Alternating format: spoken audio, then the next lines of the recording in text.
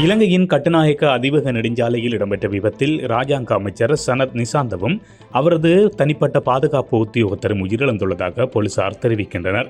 ராஜாங்க அமைச்சர் சனத் நிசாந்தவை ஏற்றிச் சென்ற SUV வாகனம் கட்டுநாயக்கவிலிருந்து கொழும்பு நோக்கி சென்று கொண்டிருந்த போது கொள்கலன் பாரவூர்தியுடன் மோதியுள்ளது. இந்த மரணம் தொடர்பில் போலீஸ் அதிகாரிகள் அறிக்கை ஒன்றினை வெளிப்படுத்தி உறுதிப்படுத்தியுள்ளனர்.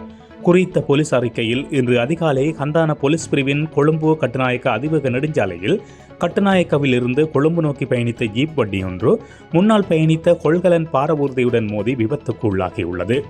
இந்த விபத்தில் ஜீப் வண்டியில் பயணித்த ராஜாங்க அமைச்சர் சனத் நிசாந்த, அவரது தனிப்பட்ட பாதுகாப்பு உத்தியோகத்தர் மற்றும் சாரதி படுகாயமடைந்து ராகம வைத்தியசாலையில் அனுமதிக்கப்பட்டதன் பின்னர் ராஜாங்க அமைச்சர் மற்றும் பாதுகாப்பு உத்தியோகத்தர் ஆகியோர் உயிரிழந்துள்ளனர். அமைச்சரின் சாரதி மேலதிக சிகிச்சை பெற்று வருவதுடன் ஹந்தானா போலீசார் மேலதிக விசாரணைகளை மேற்கொள்வதாக அந்த அறிக்கையில் கூறப்பட்டுள்ளது.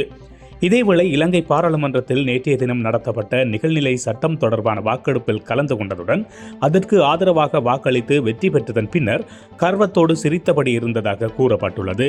சனத் நிசாந்த பல தடவைகள் தாக்குதல்களுக்காக கைது செய்யப்பட்டுள்ளார். 2008ஆம் ஆண்டு அவரும் அவரது சகோதரர் ஜகத் சமந்தவும் அப்போது ஆராய்ச்சி கட்டுவ பிரதேச செயலாளரை தாக்கி பணிக்கு இடையூறு செய்தனர். மீண்டும் 2015ஆம் ஆண்டு ஜனாதிபதி தேர்தலின் போது அவரும் அவரது ஆதரவாளர்களும் வேட்பாளர் மைத்திரிபால சிறிசேனவின் அலுவலகத்தை தாக்கி அவரது ஆதரவாளர்களையும் தாக்கியிருந்தனர். 2020ஆம் ஆண்டில் நீர்கொழும்பில் உள்ள சதுப்பு நிலங்களை அழித்து வாலிபால் மைதானம் அமைக்க அனுமதிக்குமாறு வன பாதுகாவலர்களையும் உள்ளூர் மக்களையும் நிசாந்த நிர்பந்திக்க முயன்றதை காணக்கூடிய காணொளி ஊடகங்களுக்கு வழங்கப்பட்டது.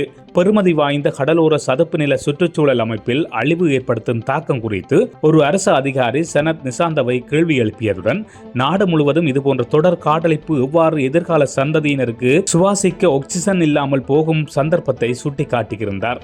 ஆனால் சனத் நிசாந்தவின் ஆதரவாளர்களில் ஒருவர் உள்ளூர் குழந்தைகளுக்கு ஆக்சிஜன் தேவையில்லை என்று கூறினார்.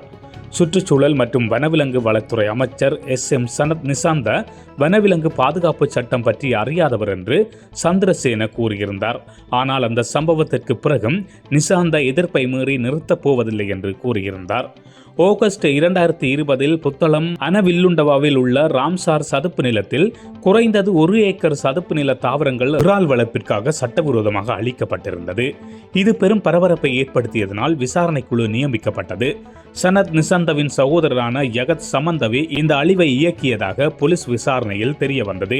இதனையடுத்து சனத் நிசாந்தவை செப்டம்பர் 29 மற்றும் அக்டோபர் 5 ஆகிய திகதிகளில் நீதிமன்ற அவமதிப்பு குற்றச்சாட்டில் நீதிமன்றத்தில் தவறியதை அடுத்து 2022ஆம் ஆண்டு அக்டோபர் 22ஆம் தேதி அவரை கைது செய்யுமாறு மேன்முறையீட்டு நீதிமன்றம் பிடியாணை பிறப்பித்திருந்தது. ஸ்ரீலங்கா பொதுஜன பெரமுன கட்சியைச் சேர்ந்த சனத் நிசாந்த கட்சியின் தலைவரும் முன்னாள் ஜனாதிபதியுமான மஹிந்த ராஜபக்சவின் தீவிர விசுவாசி ஆவார்.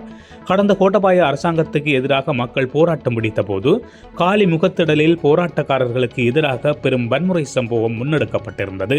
அதனை உயிரிழந்த சனத் நிசாந்தவே முன்னெடுத்திருந்ததாக பல்வேறு குற்றச்சாட்டுகள் முன்வைக்கப்பட்டிருந்தன. ராஜபக்சர்களின் தீவிர விசுவாசியான அவர் மின்சார கட்டணத்தை செலுத்த முடியாமல் தவிர்த்த நாமல் ராஜபக்சவையும் காப்பாற்றியிருந்தார். பல மாதங்களாக செலுத்தாத மின்சார கட்டணத்தை பல மில்லியன்களில் செலுத்தியிருந்தார் என்பது குறிப்பிடத்தக்கது. இந்த நிலையில் சனத் நிசாந்தவின் மரணத்திற்கு பின்னர் பலரும் தமது மகிழ்ச்சி ஆரவாரங்களை வெளிப்படுத்தி வருகின்றமையினையும் முகநூல் போன்ற சமூக வலைத்தளங்களில் காணக்கூடியதாக உள்ளது. இதுபோன்ற செய்திகளை உடனுக்குடன் தெரிந்து கொள்ள மீரா தமிழ் சேனலை சப்ஸ்கிரைப் செய்து இணைந்தீர்கள்.